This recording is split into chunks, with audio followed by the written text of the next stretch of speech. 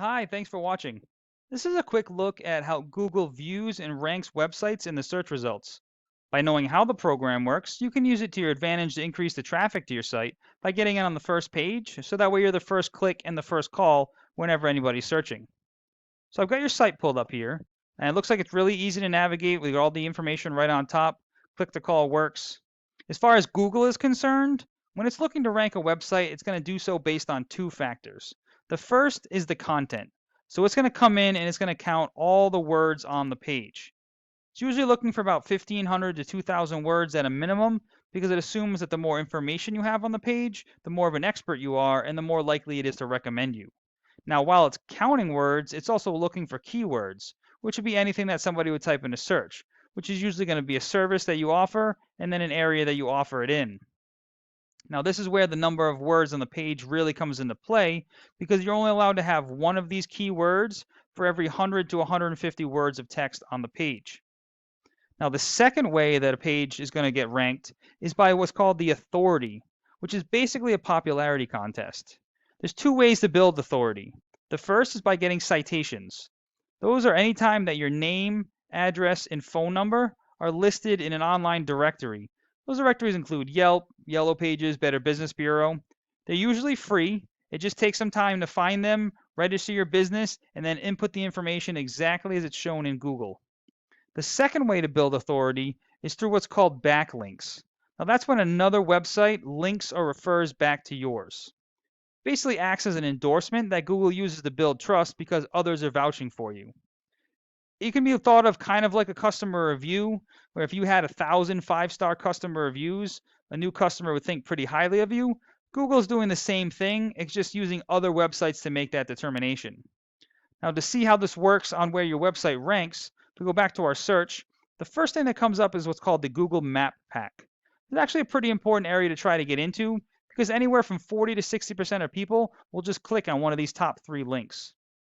To be listed in here is free. You just need to fill out your Google business profile. It's inside of your Maps app, so you can do it right from a smartphone.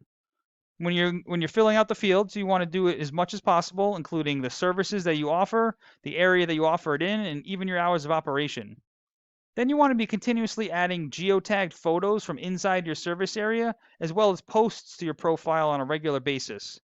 Have customers leave reviews, and then you want to get as many of those citations, the name, address, and phone numbers.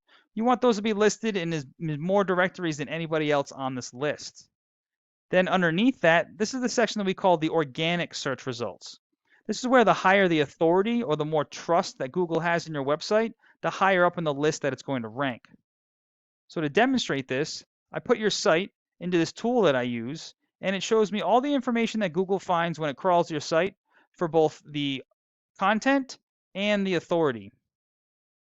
Now, just to define these terms, if the local news station did an article on the top 10 best deck builders in the Boston area, and inside that article, the reader could click a link and it would bring them back to your website, that would be considered one referring site or one referring domain.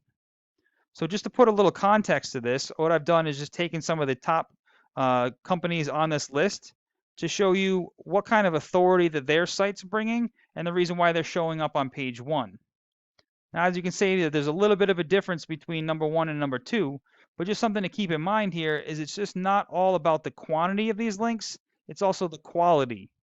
So for instance, we couldn't have like Pizza Hut linking back to your website because Google understands that you're in contracting business, you're not making pizzas. So even though that would add a number, it wouldn't add any authority.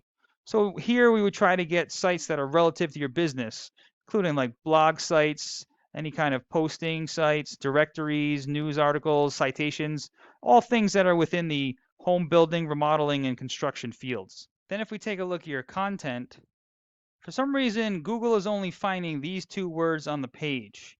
Now, the page has plenty of content on it to qualify for more than just two. I have a feeling that what's happening is some of these words are being read as a picture because of the way that they're inserted, so it might not be picking it up. We'd have to do a little bit more digging into how the page was built to figure out why they're not picking up more of those keywords. But just to understand this, what we would do is some research, between the competitors and Google Search Analytics to find all the highest volume keywords because the volume is the number of times per month they're being searched. So, for instance, Cambridge Builder is being searched 150 times a month. Right now, you're in the 34th position, which is going to put you probably somewhere on the fourth page of Google. Unfortunately, nobody's going to find you down there.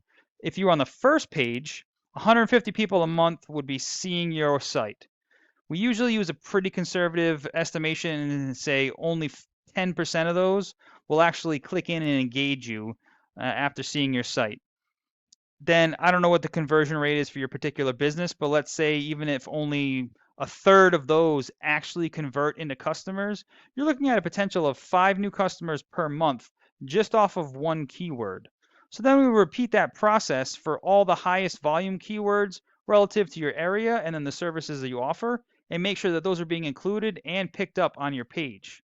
Obviously, each job is a little bit of a different profit margin, but you can see how all those potential jobs could add up to definitely some more revenue at the end of the year. Now, I hope this information was helpful and it allows you to scale some of your online presence. Please feel free to reach out if you have any questions or if you'd like me to go into any further details. We could also talk about your goals, and I could do some research to find out what it would take for you to reach those. And I always appreciate getting feedback as well to find out if information like this was useful for you. So please let me know what you thought. Thanks, and I hope this helps.